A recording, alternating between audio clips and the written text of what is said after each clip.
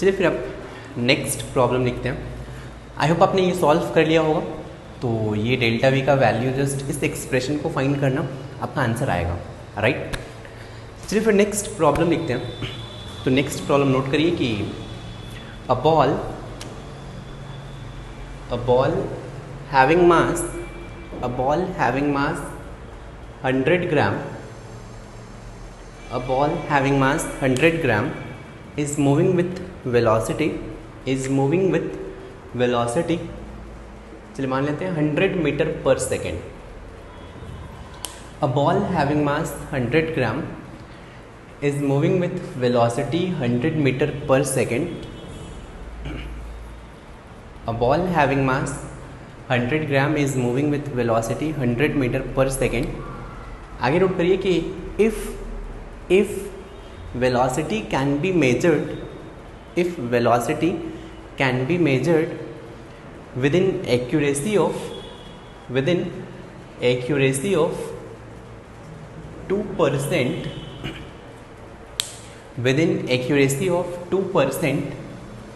find uncertainty in position,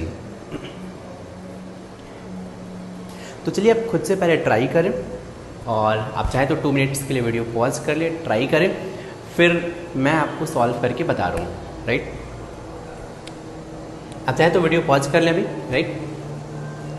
देखिए आप solution देखिए, पहले आपको थोड़ा सा कन्फ्यूज़न होगा कि एक्यूरेसी ऑफ 2% का मतलब क्या है। मतलब ये जो 100 मीटर पर सेकेंड है, एक्यूरेसी 2% का मतलब है कि आपको ये जो अनसर्टेनिटी गिवन है, आपको ये थोड़ा सा न्यू टर्म यहाँ पे मिल सकते हैं।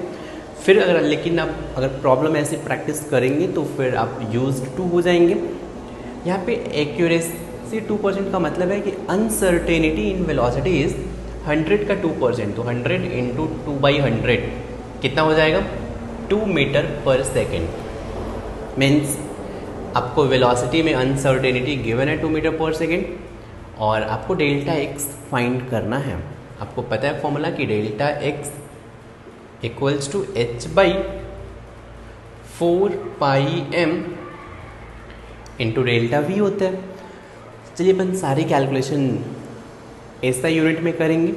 तो यहाँ से h का value 6.625 into 10⁻³ divided by 4 into pi into mass of ball is 100 ग्राम। 100 ग्राम को आप ऐसा यूनिट में कन्वर्ट करें तो ये केजी में 0.1 हो जाएगा।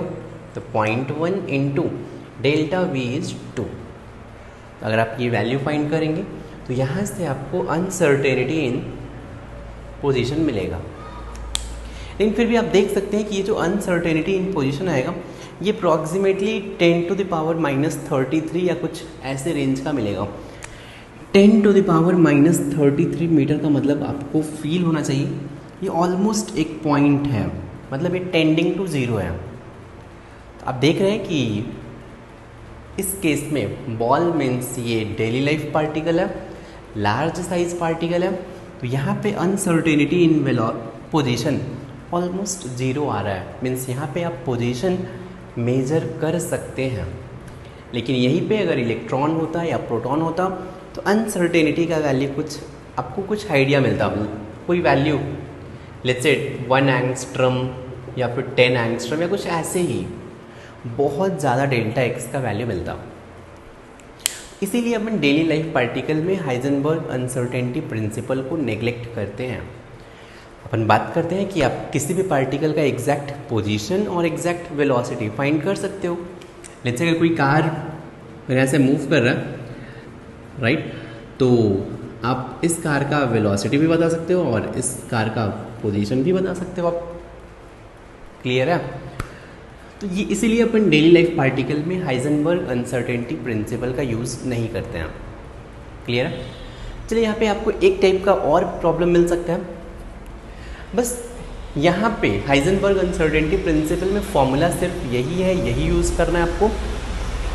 बस ये डेल्टा वी या फिर अनसर्टेनिटी इन वेलोसिटी आइदर आपको डायरेक्टली दे सकता है या फिर आपको कुछ स्टेटमेंट लिखेगा इस स्टेटमेंट का मतलब आपको समझ में आना चाहिए कि ये अनसर्टेनिटी है, राइट। इसलिए अपन एक प्रॉब्लम और प्रैक्टिस करते हैं। लिखिए क्वेश्चन की फाइंड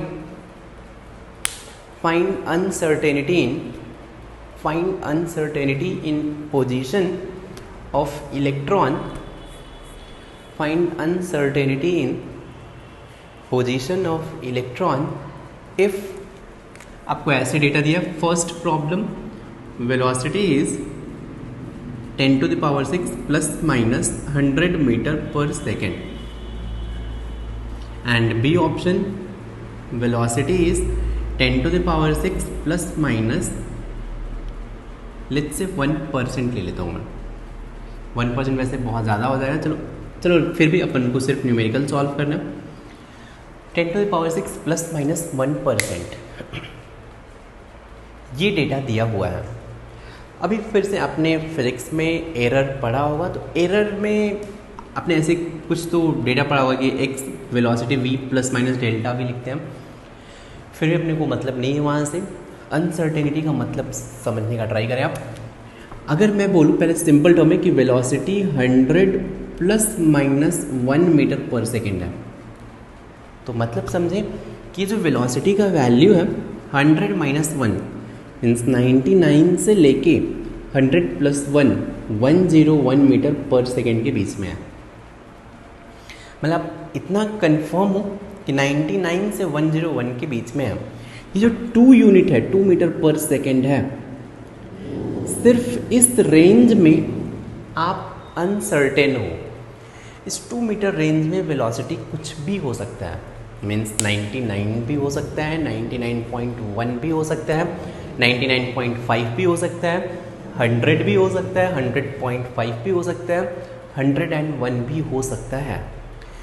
मीन्स इस 2 मीटर पर सेकेंड वाले रेंज में आप अनसर्टेन हो, इसीलिए इस केस में डेल्टा वी का वैल्यू 2 मीटर पर सेकेंड होगा। क्लियर है? अब आप ए वाला पार्ट कर सकते हैं, बी वाला पार्ट भी चलो मैं थोड़ा सा आपको हिंट देता हूँ, फिर आप वीडियो पॉज करके दोनों ही सॉल्व करना। 10 to the power 6 plus minus 1% metre पर सेकेंड का मतलब है 10 to the power 6 का 1% निकालो, उतना प्लस और उतना ही सब्सट्रैक्ट करो, तो वो आपका रेंज अनसर्टेनिटी हो जाएगा। आप एक काम करें, अगर आपको समझ में आ गया तो आप ये दोनों प्रॉब्लम सॉल्व करें। इन केस कन्फ्यूज़न है तो मैं सॉल्व कर रहा हूँ, राइट।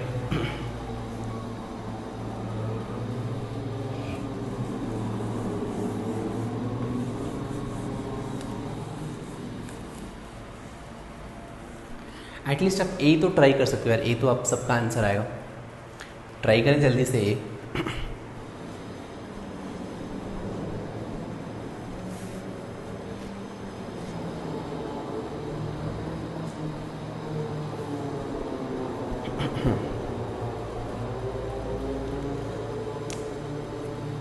चलिए यहाँ से अपन ट्राई कर सकते हैं। ए वेलोसिटी दिया है 10 to the power 6 plus minus 100 metre पर सेकेंड, तो यहाँ से delta v plus minus 100 means delta v is 200 metre पर सेकेंड होगा।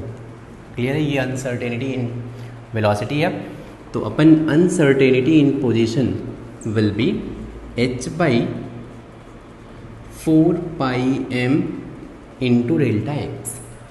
यहाँ से आप h का वैल्यू पुट करें 6.625 into 10 to the power minus 34 divided by 4 pi into mass of electron 9.1 into 10 to the power minus 31 into delta x.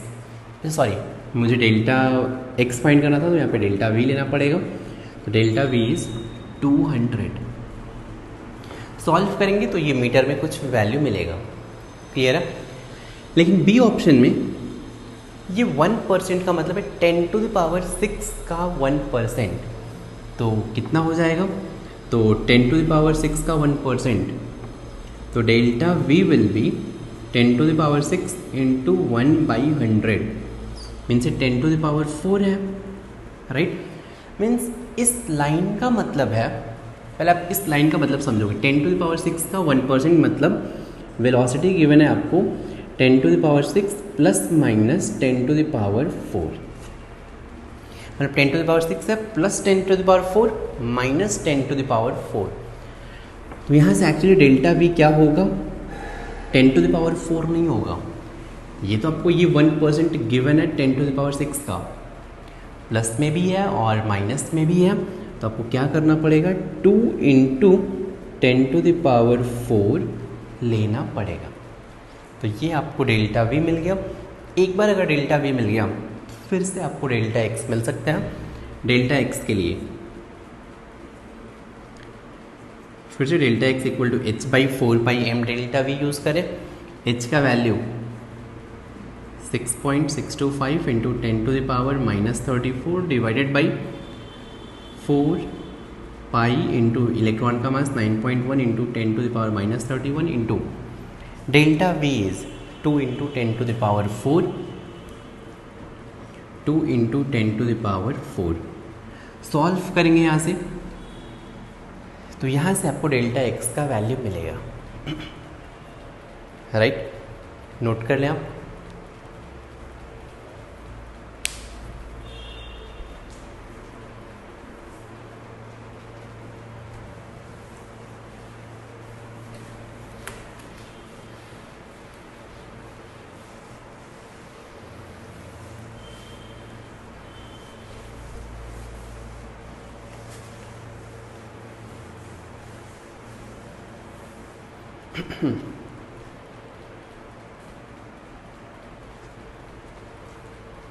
I hope आपने note कर लिया होगा।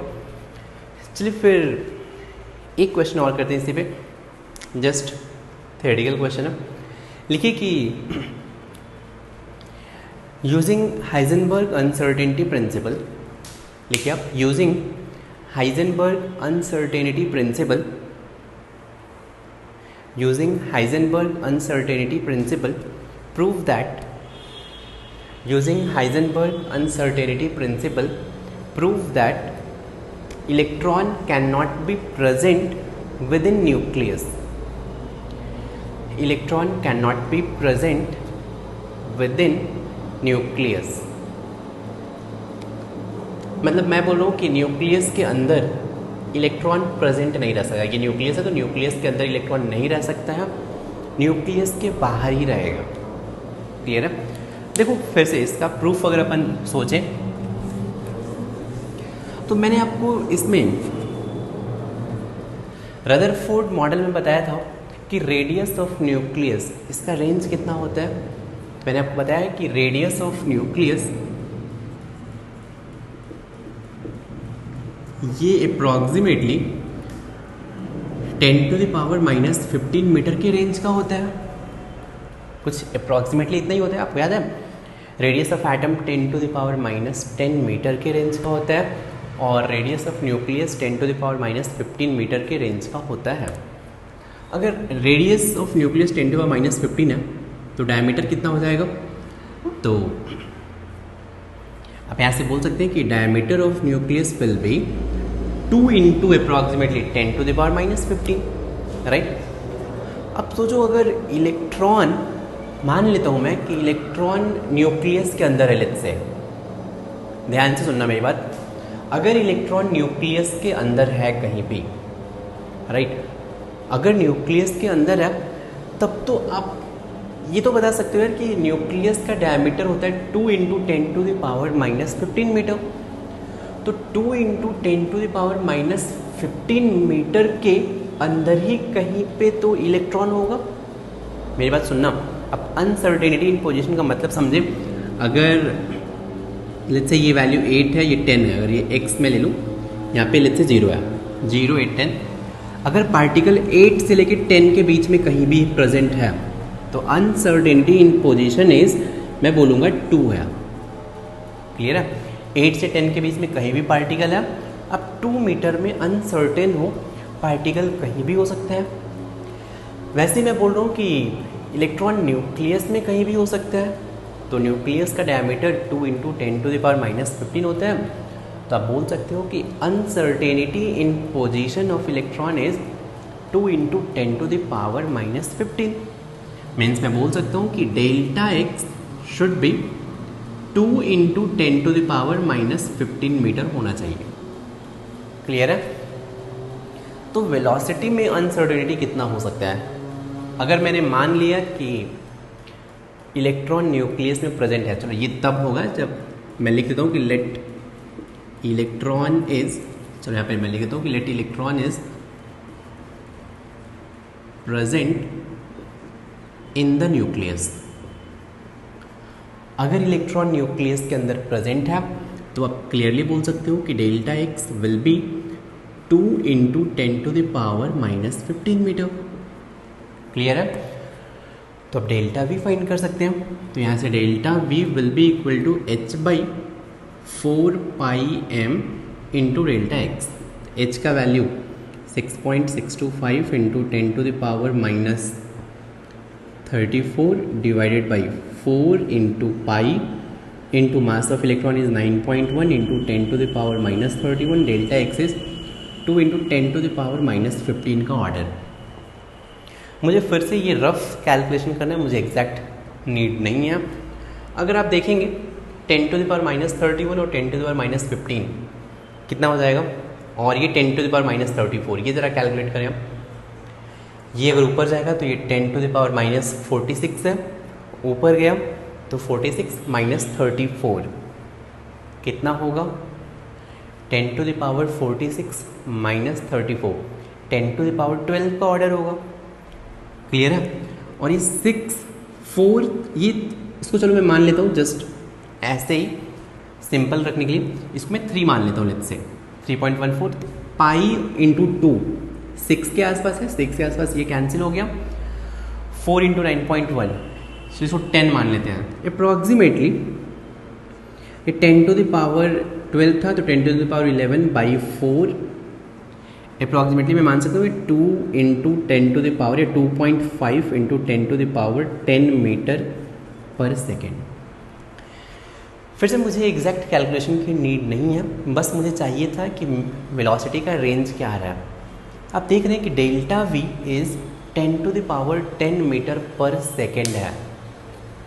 आपको पता है कि अगर मैं बोलूँ कि uncertainty in velocity is 10⁻10 metre पर सेकेंड है, वेलोसिटी में अनसर्टेनिटी 10⁻10 मीटर है। इसका मतलब होगा जो वेलोसिटी का वैल्यू होगा,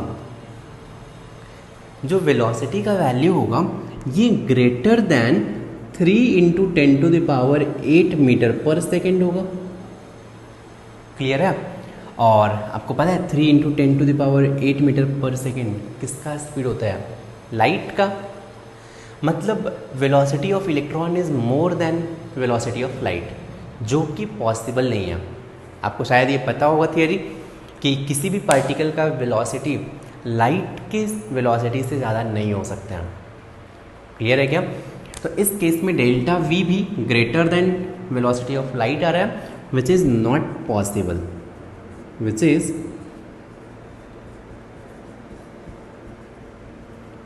नॉट पॉसिबल। क्लियर है? तो आप नोट कर सकते हैं ये पॉइंट।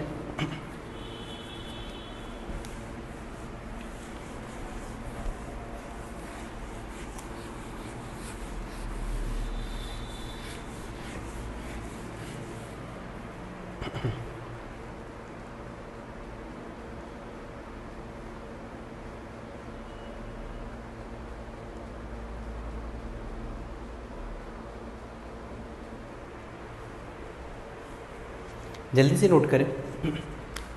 चलिए एक चीज़ आप और नोट में पॉइंट लिख सकते हैं कि देखो यार, अगर आप कहीं पे भी अगर पोजीशन में अनसर्टेनिटी फाइंड करो, लेट्स से एक्स डायरेक्शन में पोजीशन में अगर अनसर्टेनिटी फाइंड कर रहे हो, तो वेलोसिटी में भी अगर आपको अनसर्टेनिटी फाइंड करना है तो वेलोसिटी भी वेक्टर है, तो ये दोनों सेम डायरेक्शन में होने चाहिए। बस ये पॉइंट ध्यान रखना कि जिस डायरेक्शन में पोजीशन में अनसर्टेनिटी फाइंड करोगे, सेम डायरेक्शन में वेलोसिटी में भी अनसर्टेनिटी फाइंड करते हैं। Means uncertainty in position and velocity दोनों सेम डायरेक्शन में होने चाहिए।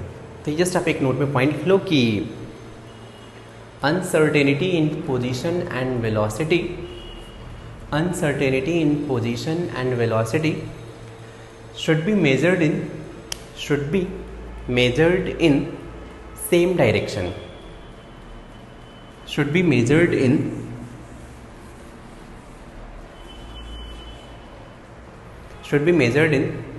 Same direction. क्लियर है? चलिए फिर मैं एक चीज़ और यहाँ पे बात कर लेता हूँ। तो हाइजेनबर्ग अनसर्टेनिटी प्रिंसिपल में हमने कुछ इक्वेशन देखे थे। पहला इक्वेशन क्या था? फर्स्ट इक्वेशन था delta x into delta p is greater than equal to H by 4 pi. Second expression हमने देखा delta x into delta v is greater than equal to H by 4 pi m, ये देखा था। Third expression आप एक और proof कर सकते हैं, delta x into delta lambda is greater than equal to lambda square by 4 pi, where lambda is wavelength. And fourth अब delta x into delta E is greater than equal to H by 4 pi. दो equation मैं last का proof कर रहा हूँ, अब जल्दी से पहले नोट करें।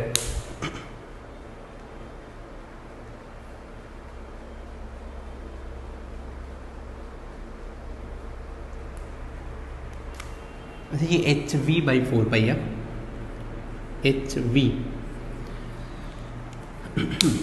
फिर से आपके लेवल पे न्यूमेरिकल के लिए अपन फर्स्ट एंड सेकंड फॉर्मूले यूज़ करते हैं, लेकिन इन केस जेई एडवांस्ड के लिए मेंस के लेवल में आपको ये दोनों फॉर्मूले नहीं आने वाले, ये एनसीईआरटी में नहीं है, लेकिन हाँ एडवांस्ड में पूछ सकते हैं कि कौन सा एक्सप्रेशन ट्रू है, right.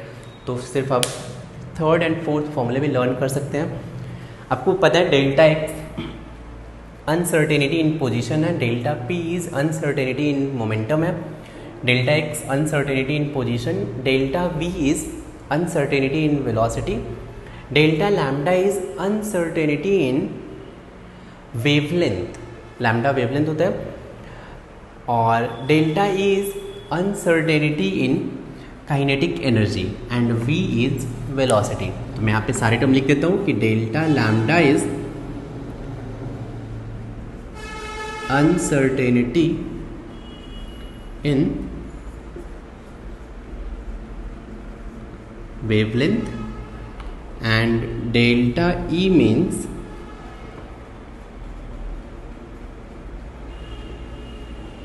uncertainty in kinetic energy, V is velocity of particle, lambda आपको पता है, lambda is वेवलेंथ। जल्दी से आप नोट करें।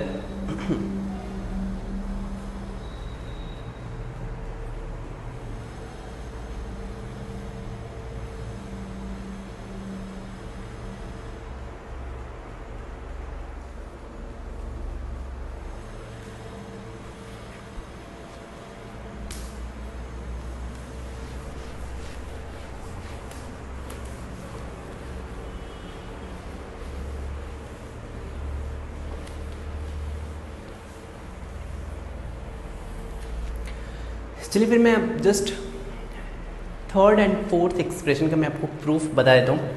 और प्रूफ बताने से पहले मैं आपको बता दूँ कि अगर कोई भी ये आपको डिफ्रेंसिएशन आना चाहिए, y इक्वल टू अगर x raise to the power n है, तो शायद आपको पता होगा फिजिक्स में dy बाई डी एक्स क्या होता है।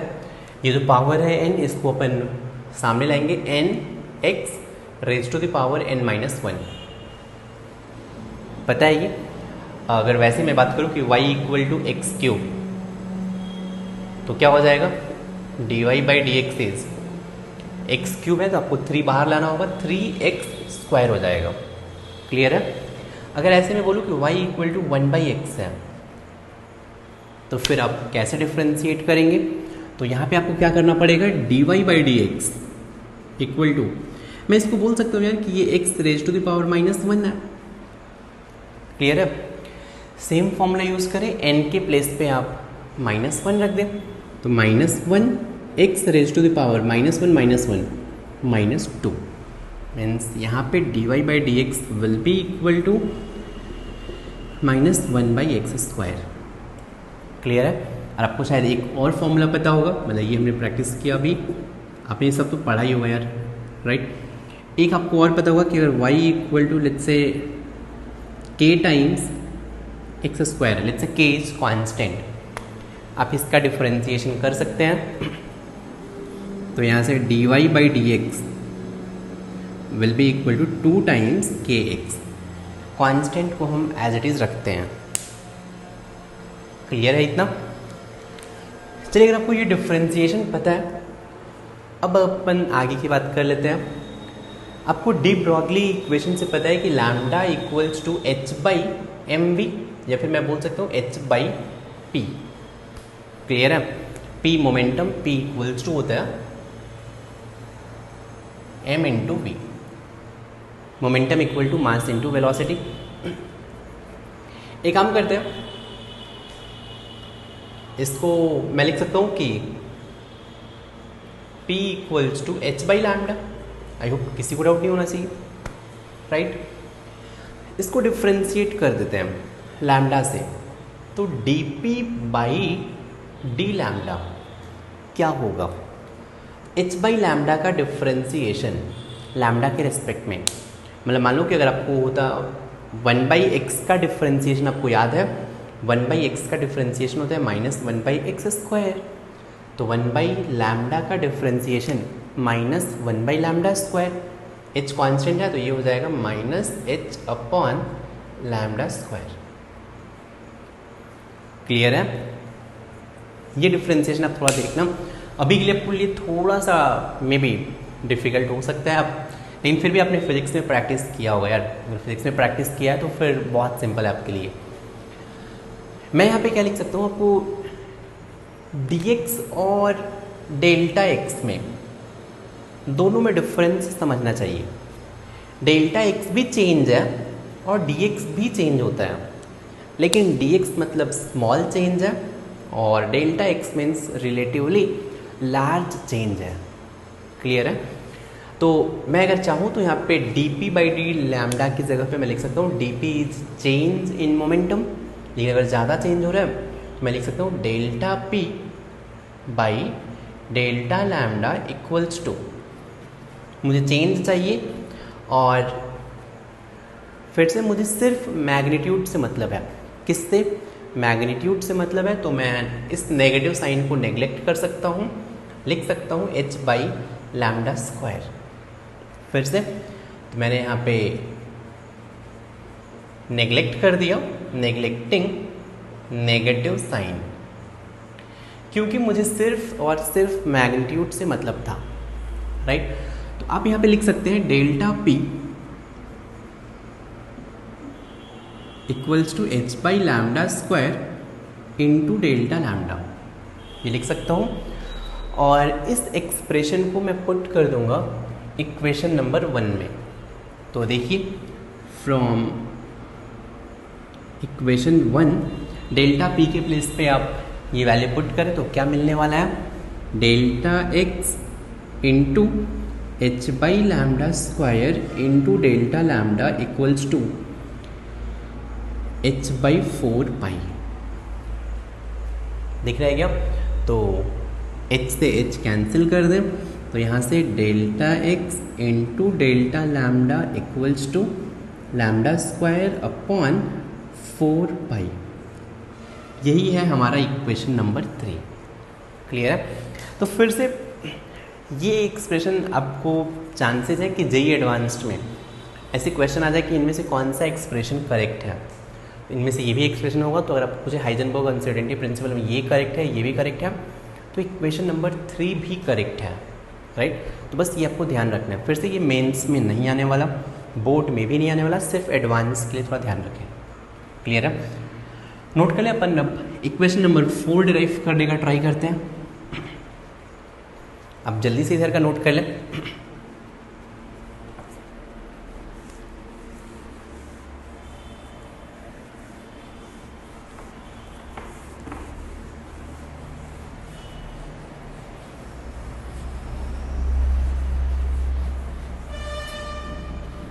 चलिए अपन इक्वेशन नंबर 4 डिराइव करते हैं।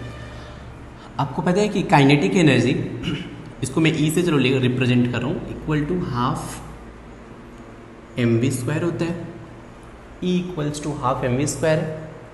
क्लियर है? Kinetic energy equal to half mv² होता है।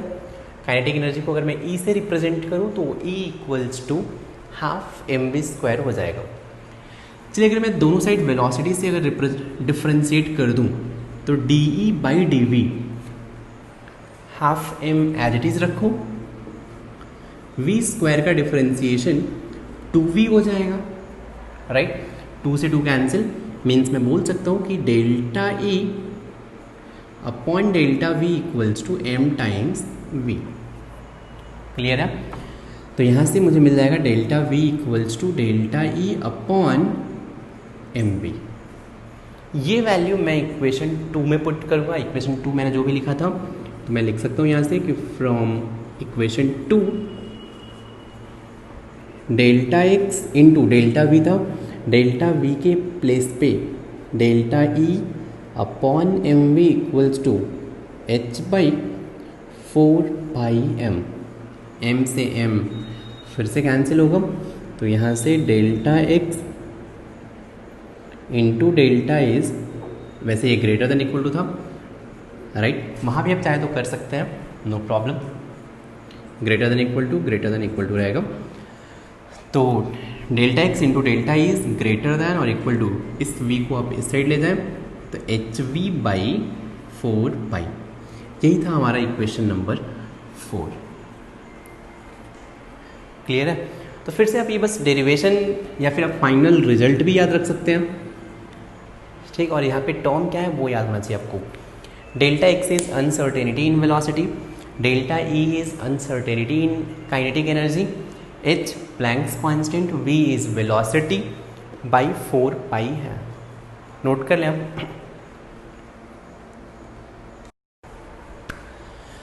चलिए अब हम बात कर लेते हैं नेक्स्ट टॉपिक पे।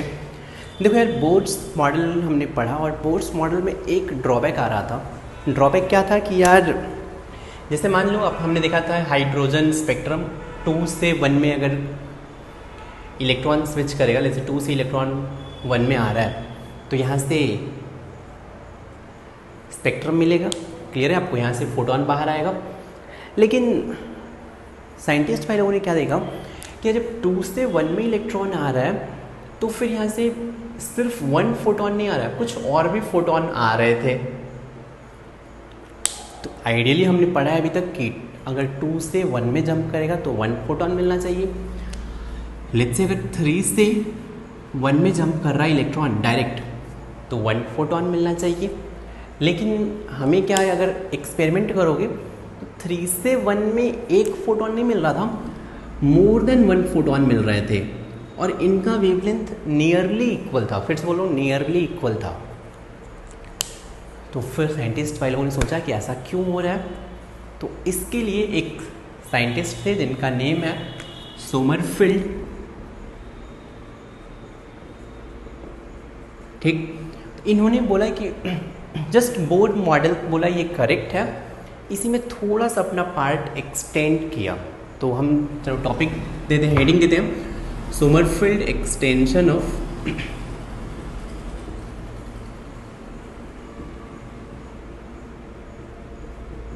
Bohr model.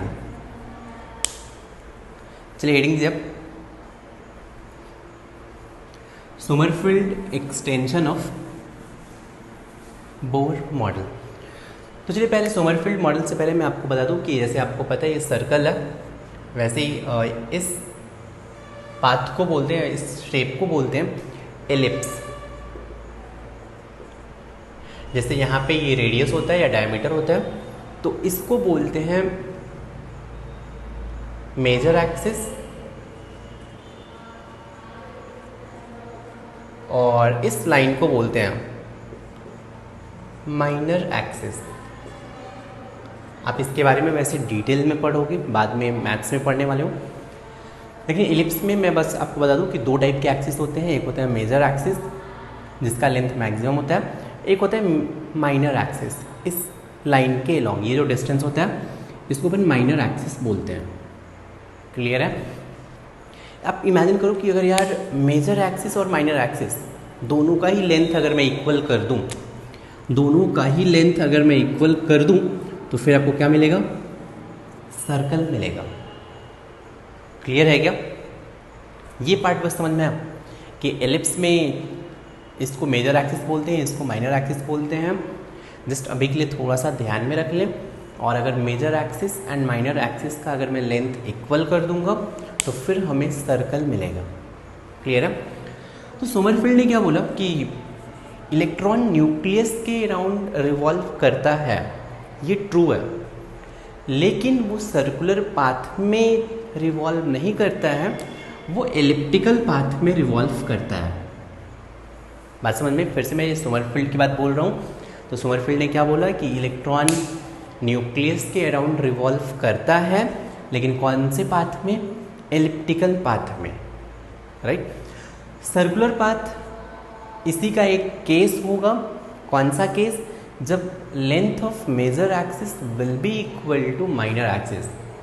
तो अगर यहीं पे मेजर एक्सिस और माइनर एक्सिस का लेंथ अगर इक्वल हो जाएगा तब वो पाथ सर्कुलर बन जाएगा। कुछ भी नहीं समझ में आया होगा? चलिए नोट करिए एक लाइन, फिर अपन आते हैं। तो Sommerfeld extension of Bohr model में लिखिए कि electron revolve around the nucleus, electron revolve around the nucleus in elliptical path, in elliptical path हो गया, या elliptical orbit बोल सकते हो। circular orbit is special case, circular orbit is special case when circular orbit is special case when length of major axis becomes equal to length of minor axis. तो circular path is या circular orbit is special case when length of major axis becomes equal to length of minor axis. Clear है? और इन्होंने एक formula दिया कि length of major axis divided by length of minor axis equals to n by k। यहाँ पे n क्या है? where n is, इसको अपन प्रिंसिपल क्वांटम नंबर बोलते हैं, प्रिंसिपल क्वांटम नंबर, और इसका वैल्यू n इक्वल्स टू 1 2 3 4 5, कोई भी नेचुरल नंबर हो सकता है, ठीक। और यहाँ पे k को बोलते हैं azimuthal quantum number,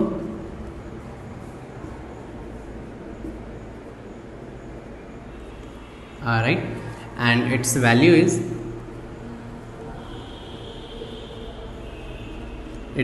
is from 1 to n for any n। इसका मतलब समझें, अगर n का वैल्यू 2 है तो k का वैल्यू 1 से लेके 2 तक सारे नेचुरल नंबर होंगे, मीन्स 1 होगा 2 होगा। n का वैल्यू अगर 3 है तो k का वैल्यू 1 से लेके 3 तक सारे नेचुरल नंबर, 1 से लेके 3 तक सारे नेचुरल नंबर क्या होंगे? 1 होगा, 2 होगा, 3 होगा। फिर अगर ऐसे ही n का वैल्यू 5 है तो k का वैल्यू 1 से 5 तक सारे नेचुरल नंबर, चाहो तो मैं यहाँ पे लिख देता हूँ 1 to n all natural number. तो अगर n का वैल्यू 5 है तो फिर k का वैल्यू 1 होगा, 2 होगा, 3 होगा, 4 होगा, 5 होगा। क्लियर है क्या? जल्दी से आप नोट करें, फिर आगे आते हैं।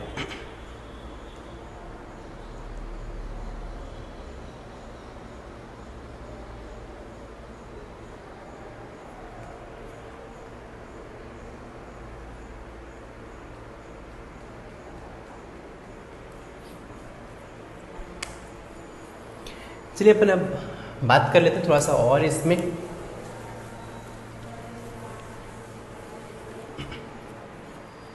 तो यहाँ पे देखें आप कि अगर मान लीजिए फर्स्ट ऑर्बिट की बात करें, फर्स्ट ऑर्बिट की बात करें तो n का वैल्यू 1 होगा, क्लियर है, और k का वैल्यू क्या होगा, सिर्फ 1 होगा। तो आप length of major axis divided by length of minor axis, बताइए क्या होगा, n/k होता है, मीन्स 1/1। तो length of major axis and by length of minor axis ये 1/1 है, मीन्स ये दोनों का लेंथ इक्वल है, मीन्स ये ऑर्बिट सर्कुलर होगा, क्लियर है। अब थोड़ा सा और देखें, समझ में आएगा आपको। मान लीजिए अगर सेकेंड ऑर्बिट की बात करें, सेकेंड ऑर्बिट में n = 2 होगा, लेकिन k का वैल्यू 1 या फिर 2 होगा, 1 और 2 दोनों होगा।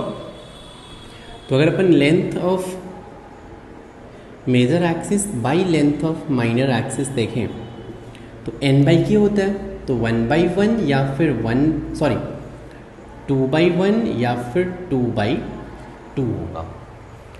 तो ये देखेंगे आप, length of major axis by length of minor axis, major axis and minor axis का लेंथ इक्वल नहीं है, तो एक ऑर्बिट आपको यहाँ पे एलिप्टिकल मिलेगा, लेकिन एक सेकेंड ऑर्बिट में दूसरा जो पाथ होगा, ये path since major and minor दोनों एक्सिस का लेंथ इक्वल है, तो दूसरा पाथ सर्कुलर होगा। फिर से अगर अपन थर्ड ऑर्बिट की बात करें तो यहाँ पे n का वैल्यू 3, k का वैल्यू 1, 2, 3 तीनों हो सकते हैं, length of major axis divided by length of minor axis, ये क्या हो जाएगा, फिर से आप देखेंगे तो 3/1, 3/2, 3/3, ये दोनों जो पाथ हैं ये बेसिकली एलिप्टिकल होंगे, और ये पाथ क्या होगा, सर्कुलर होगा, क्लियर है। अभी आपको समझ नहीं आ रहा होगा ये क्या चल रहा है, एलिप्टिकल पाथ, सर्कुलर पाथ, अभी अपन देखते हैं, जस्ट जल्दी से नोट कर लीजिए, फिर इस पॉइंट पे आते हैं।